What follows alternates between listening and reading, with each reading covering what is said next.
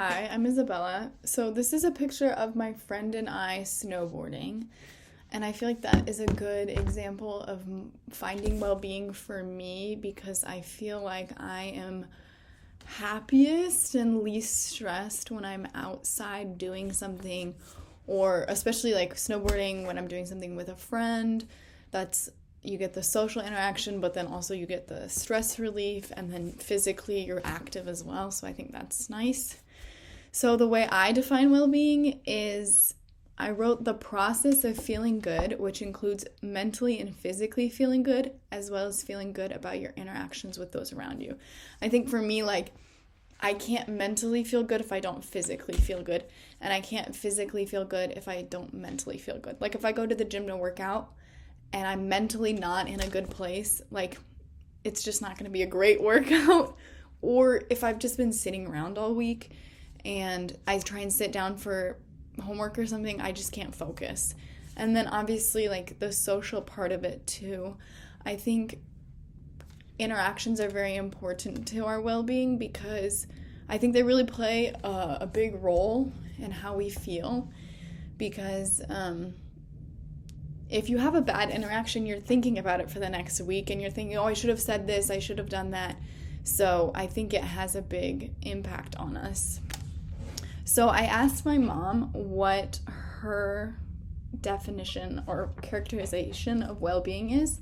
And she said, for me, it is having the basic comforts of life, safety, shelter, food, and then good relationships with my husband, kids, and friends, as well as having interests and hobbies that I enjoy.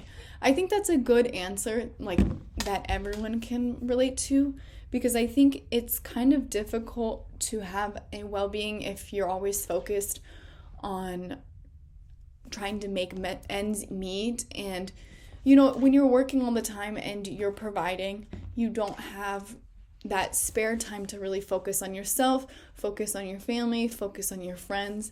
So I think that plays a big role in a well-being, just having your basic needs met.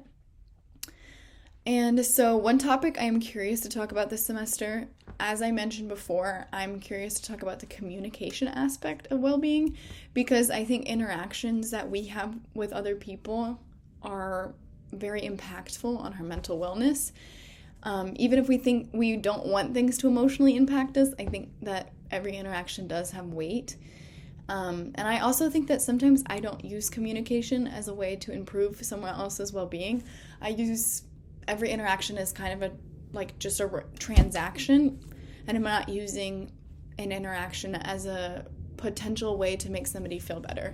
So I think it'd be interesting how to, like, still have normal day-to-day interactions, but keep those positive and help those interactions, like, be better for other people as well.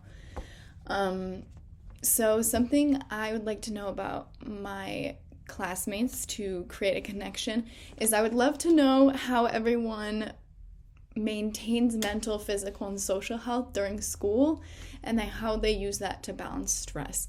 Because I think once the semester starts and once we start working and, like, studying, there's not as much time, and I know I get really stressed out, and so I think it'd be interesting to know how people kind of find a balance, because I definitely let my social balance slip during the semester.